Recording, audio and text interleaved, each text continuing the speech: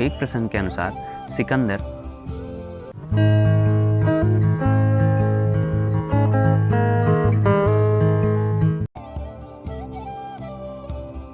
तो यह कहानी है सिकंदर और पोरस की, जिसे हम पूर्वास के नाम से भी जानते हैं। तो एक प्रसंग के अनुसार सिकंदर और पोरस के बीच जब युद्ध चल रहा था तो उस दौरान सिकंदर की पत्नी ये समझ गई कि पोरस युद्ध जीत सकते हैं और जैसा कि युद्ध में होता है वे सिकंदर की हत्या भी कर देंगे। तब उन्होंने पूर्वास यानी पोरस को राखी भिजवाई और उन्हें मुंह बोला भाई बनने का प्रस्ताव दिया। पोरस ने यह प्रस्ताव स्वीकार किया और उनके राखी का सम्मान किया। जब रानी को यह संदेश प्राप्त हुआ तब उन्होंने उनसे एक वचन मांगा।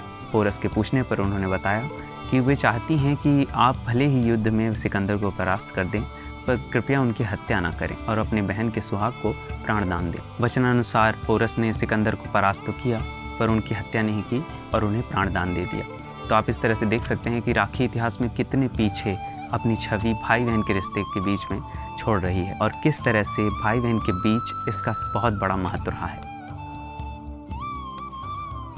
तो यह तथ्य राजपूतों के युद्ध से जुड़ा हुआ है। जब राजपूत युद्ध पे जाते थे तो उनकी छत्राणियाँ, उनकी पत्नियाँ उनके हाथ में एक रक्षा सूत्र बांधती थी और उन्हें विश्वास दिलाती थी कि वे अवश्य ही युद्ध को जीतकर वापस आएंगे उनके पास जिन्होंने यह रक्षा सूत्र बांधा है। इस तरह से राजपूतों को युद्ध के कठिन और तनाव भरे समय में भी मोटिवेशन मिलती रहती थी और वे सफलता की ओर एक और कदम बढ़ा पाते थे। ऐसी ही एक कहानी है रानी कर्मावती की, जिसको बचपन में हम में से कई लोगों ने पढ़ा होगा। एक बार की बात है कि रानी कर्मावती, जो कि मेवाड़ की रानी है, उन्हें पता चलता है कि बहादुर शाह जफर उनके राज्य पर आक्रमण करने वाला है। कर्मावती जानती हैं कि वे इस युद्ध को नहीं जीत सकती हैं। तब उन्होंने मुगल बादशाह हुमायूं को राखी भिजवाई और उनसे मदद की गुहार लगाई। उन्हें अपना मुंह बोला भाई बनाते हुए उन्होंने कहा कि आपको अपनी बहन की रक्षा करनी होगी, इस राखी को स्वीकार करें और मेवाड़ की सुरक्षा करें। हुमायूं ने एक क्षण नहीं गंवाया और अपनी सेना के साथ वे मेवाड़ पहुंच गए।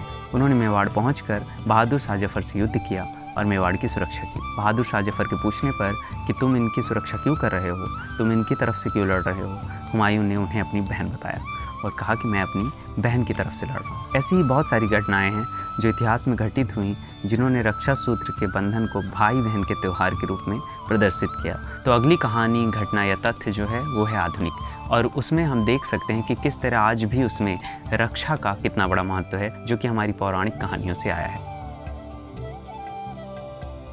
तो यह महाराष्ट्र में होता है। वहाँ का जो मछली समाज है वे लोग वरुण देव की पूजा करते हैं, यानी कि समुद्र की। तो इस दिन यानी कि रक्षाबंधन के दिन, जो कि सावन की पूर्णिमा के दिन आता है, इसीलिए उसे श्रावणी भी कहते हैं या सावनी कहते हैं। तो सारे मछली समाज के लोग समुद्र तट पर जाकर नारियल अर्पित करते हैं। वे नारियल अर्पण के द्वारा वरुण देव को धन्यवाद देते हैं कि किस तरह उन्होंने साल भर उनकी सुरक्षा की और आगे भी इसी तरह करते रहे। तो ये एक तरह की थैंक्स गिविंग है। क्योंकि यह पूर्णिमा का दिन होता है तो लहरें अपनी चरम सीमा पे होती हैं। तो इस बीच जो गोताखोर होते हैं और मछुआरे होते हैं वे समुद्र के तल में जाके नारियल का अर्पण भी करते हैं और उनसे साल भर उनकी सुरक्षा का वचन भी लेते हैं कि हम साल भर मछली जब पकड़ें तो हमारे जीवन की रक्षा आप करें। तो आप इस तरह से देख सकते हैं कि यहाँ पर भी किस तरह रक्षा और वचन का प्रतिनिधित्व है।